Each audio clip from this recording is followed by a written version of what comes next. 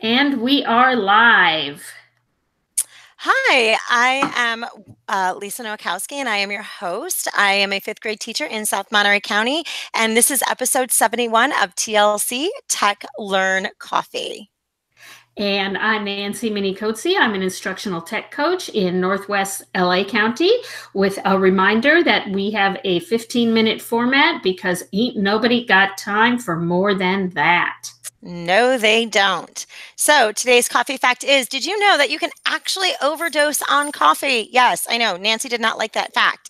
However, don't worry, my friend Nancy. You really need to drink about 30 cups in a really short period of time in order to get close to the lethal dose of caffeine. So I think you're safe. And tonight's guest is Isabel Gonzalez. Who will be talking to us about using text to speech feature to improve foreign language pronunciation, which is really exciting. So, Isabel, please tell us a little bit about yourself, who you are, and what you do. My name is Isabel, and good morning to you all. It's 5 o'clock here in Sweden, where I'm based. I'm an IT adoption manager / educator for a PD partner here in Scandinavia. Their name is WizKids. And before that, I was a Spanish English teacher at a high school during 10 years before I left the classroom and did all these googly things. Google trainer and Google innovator, amongst many things. And I'm also a digitized Wonder Woman, which is my Google Innovator project, which is to bring women into EdTech or into the limelight of EdTech. And Swedes are really good at speaking English. They have the best pronunciation of the Scandinavian countries. I don't know if you thought about that, but if you hear a Swedish band like the Cardigans, they don't have much of an accent. But then when you listen to Danes and others, they do have it. But in Swedes, in that way, they're very, very lucky. So I use the function text to speech in Google Docs, basically for my Spanish students. In the southern parts of Sweden, we have a glottal R. It's like a French R, the G. So when they try to say the rolling R's like in carro or perro or Pedro even, they had difficulties. So instead of me sitting with my students 15 minutes, each and every one of them, trying to get them to do this, I said, you know what? You can do this yourselves here at school or at home or wherever you want. And do it continuously, practice and practice and practice. And when Google actually writes what you're saying, then it is what you should be saying. So it's a super easy to use function. And it wasn't actually I that decided to use this in the classroom. I noticed my son using it to be in contact with his grandmother. We live in Sweden. My parents live in Luxembourg because of job situations. And my son is really good at speaking Spanish, but not writing it. So I caught him talking into a document and sending the document to my mother because he's in Sweden we say that he's been negatively influenced by my job in the way that he does everything that I do for a job at home. So when I was marking national exams in Sweden, he would be drawing the front cover of the national exams at daycare.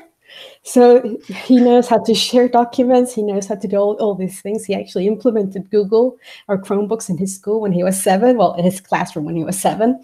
So I caught him doing that. He was talking in what he wanted, sending the document to my mother. My mother would then read what he was saying, and then she would call him and talk to him about what he was saying. Long story short, I had prohibited the entrance of these fantastic sneakers with disco lights and wheelies. Do you remember those? They were really big a few years ago. Yes. 2 weeks afterwards, he had 2 pairs.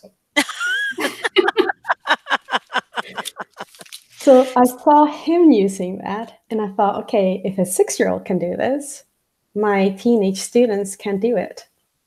So it's a fantastic function, and not only for people learning a new language, but also people that maybe have difficulties getting their ideas down to paper. And whenever I'm out teaching younger teachers for younger ages, I usually tell them, as soon as you show them that they can start writing, they'll have more interest in learning how to write and learning how to read, and that will spark their interest. So that was one of the things I did with my students with the text to speech. And you find it really easy. Google Docs is free, especially if you're a school. You have unlimited resources there. So you go to Google Docs, you go to Tools, and under Tools you'll find the text to speech. Then a nice microphone will appear in your document, which you click on it. You choose whatever language you want to try out, and then you can say it. Sometimes my students had difficulties actually remembering how they were meant to say it. So I asked them to go to Google Translate. And when you translate, you can actually listen to what you're translating in the language that you're translating it to. So like that way, they could listen to it and then emulate it and see how close they were to that. I always start, when I started a new course in Spanish at level 1, I would ask them to write a little bit about themselves. And I said, at the end of today, you will be able to say, my name is, how old I am, and something fun about yourself. And they were going, I can't do that.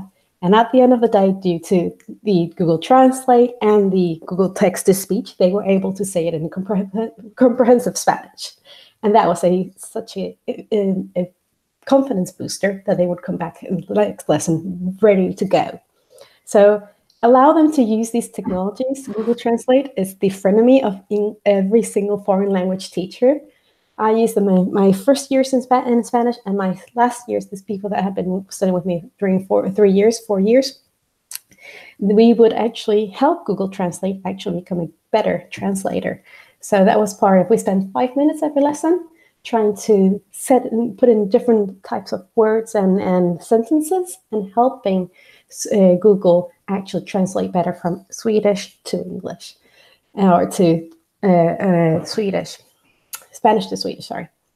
So those are a few of my tips that I found really effective in my classroom. I love that the entire thing kind of stems from your 6-year-old son, and you just kind of took it off from there. And I love that you're using Google Translate as well to help your students. Both Nancy and I are in California. I'm in the 5th grade classroom, and so many of my students are second language learners and have used the text-to-speech feature. Last year, I did have a student who, when we were doing, when we would have class discussions, she would quietly just press the text-to-speech feature to transcribe everything that was going on in the classroom. So I thought that was fantastic. So your main tool that you use is in Google, in the Google Documents then, yes? Yes. Oh, that's fantastic.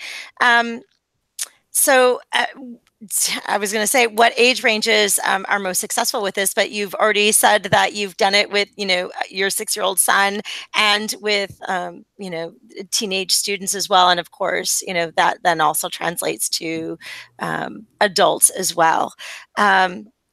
So it sounds like you're doing these amazing things with the text-to-speech feature.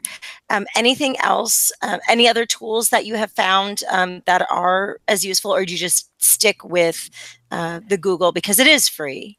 It is free, and that's the beauty of it. Before, here in Sweden or in Europe, in the beginning of April last year, we had a new data law called GDPR, and it meant that many of my favorite tools, I was meant to say goodbye to them because they were not GDPR compliant. And there's one tool that I quite liked a lot, which was Talk and Comment. It's an extension within Google, and it was amazing, basically, for my students to be able for their pronunciation. I used it basically to give feedback to my students, but sometimes in English, when I knew that my students had difficulties pronouncing words, I would say, when they were writing a document, I said, okay, record yourself doing this. And what it does, the text, Talk and Comment, it creates a link which you can put directly in the comment in your Google Doc. Then that just becomes a play button. So I didn't have to go outside my document to actually listen to what they were saying. So if I knew that my student had difficulty saying specific words, I would let them create a comment. Then they would have to pronunciate it, and it would become a comment within my comment, or response to my comments. So I could that way. do it. I'm a geek. We should say that. I have time. My students, they love me. At the same time, when they see me come back, go into the classroom bright-eyed and bushy-tailed, they say, "Oh my God, Isabel has something new for us." Uh, but it's a good way. I mean, and Screencastify is super good also for them to like pronounce it. I know that I had students that were were nervous about presenting. So before the run-up of presentation, I would ask them to do a couple of Screencastifies so that they will feel a bit more warmer in their clothes, as we say in Sweden. And then I would give them feedback upon that. And then when it was presentation day, they were pros at it. But anything that you find useful and you see yourself using in the day-to-day basis, like Google Keep or any of these tools that are free, you can also apply them to the classroom. You just have to tweak them ever so much. In Sweden right now, we're having lots of discussions whether or not we should have mobile phones in the classroom. I have never had a difficulty with mobile phones in my classroom. We utilize them as dictionaries, as ways to increase and have access to real, authentic language. So it's us as teachers that have to be the leaders and show them how to use all these tools effectively for their learning.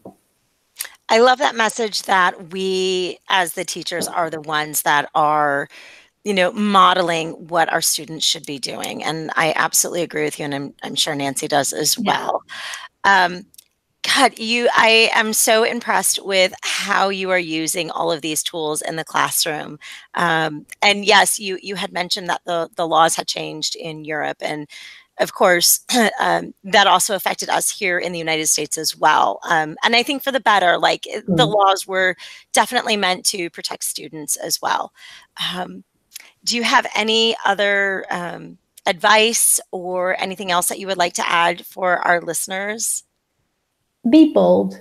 Don't be afraid. And just, if you find it fun, if you find there's loads of new things that are happening in the education-wise and loads of new apps, just try one app a month or maybe 2 months with your students, or a program or a website that you find super useful. I mean, the more that you make the learning experience more approachable for them, because they use their mobile phones and social media and all these things for everything. My then 6-year-old now is a 10-year-old, and many times I catch him talking on mobile phones. And I said, last time I caught him, I said, "Weren't you meant to go to events and watch a movie?" And he said, "We're watching a movie together." It's like, you have a phone next to you. Exactly. He's on the other line. So use all these tools that they have on their day-to-day and include them in the learning experience, in your learning, teaching pedagogy and narrative. That's what I want to say, teaching narrative, because then it will make the learning experience much more approachable and relatable for them. I'm not asking you to make them write a paper about Fortnite, but maybe do include some Fortnite things in your teaching. Like, for example, have you noticed that there's loads of female Fortnite players or Fortnite characters? Why is it so? Is it because more egalitarian like playing field, or is it still the male chauvinistic gaming world? So that's a good way to start talking about that. Maybe not for 6-year-olds, but maybe for teenagers that are still playing with Fortnite.